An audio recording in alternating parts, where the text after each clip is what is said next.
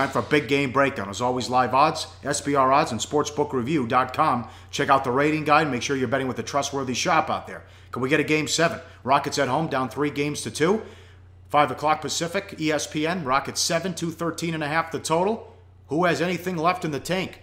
Both teams gassed from the start of the fourth quarter on. In game 5, Spurs outscored the Rockets 24-22 over the last 17 minutes of play. Teams combined to shoot 15 of 51 with 9 turnovers. Look at this graphic. When you see the minutes played and the star next to them indicates either season high, second highest, or third highest.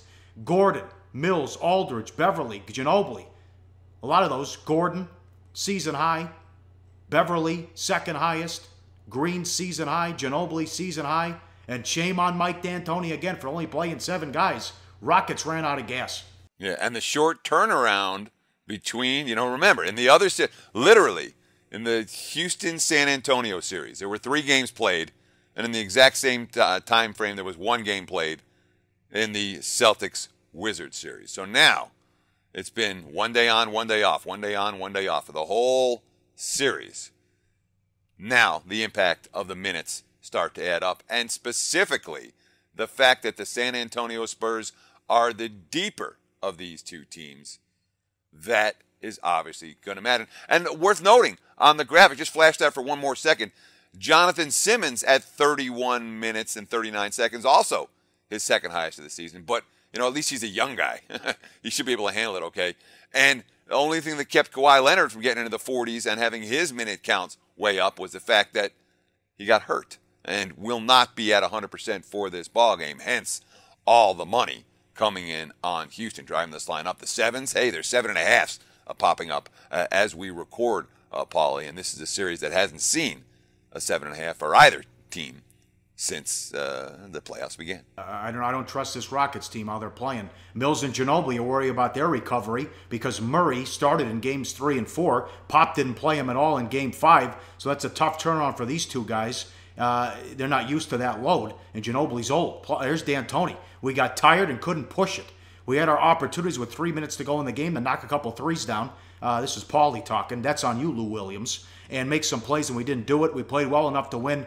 We didn't finish the job. Pop weighing in. Everyone pulled together and played some good defense without Kawhi being out there. The competitiveness was off the charts. And Danny Green, quote, "We all made the decision to be aggressive. We weren't going to lose the game being on our heels. We wanted to continue to attack and pressure, be aggressive on the defensive end without fouling, and try to be smart." They also grabbed a lot of key offensive rebounds, too. And Green hit a big 3. Leonard says he's going to play.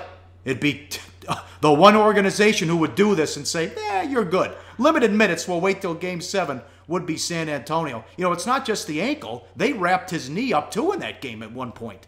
Knee and ankle for Kawhi. So, again, we expect him to play. The markets expect him to play, but whether he's going to be vintage Kawhi is another question entirely. But let's not forget, Houston with the 7-man rotation, Pop with the deepest bench in the NBA, that matters. And the key may be, in fact, just more minutes for Simmons. The guy's got 61 points, 12 rebounds, 7 assists, 6 steals in the series. He's playing defense. Because you look at some of these plus-minus numbers in the series, this is points per 100. Simmons has been the best of the bunch. Ginobili, who I don't think Ginobili is going to be able to match what he did on 48 hours rest. Not even close. But some surprising numbers here.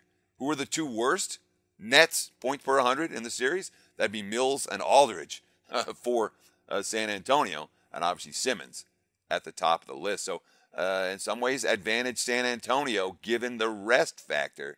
That's not a negative for the Spurs to be playing on this short rest as much as it is for Houston. What do you think of the total?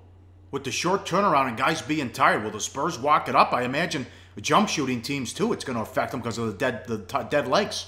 Well, we certainly saw that in the fourth quarter in OT of game number 5, where there was a lot of jump shots that just weren't hitting that rim, and I wouldn't be surprised if that continues here into game 6. Hey, guys, for the full video, go to sbrpicks.com. Hey guys, thanks for tuning in to our channel. Now we've put a lot of work into producing all these free videos, so please help us out and keep all our content free for you forever by simply liking, sharing, commenting, and subscribing. Now, not to mention, a visit to our industry-leading website will warm the hearts of all our SBR employees, especially myself. Now, the links are over there to the left, so do check those out. Thanks for watching.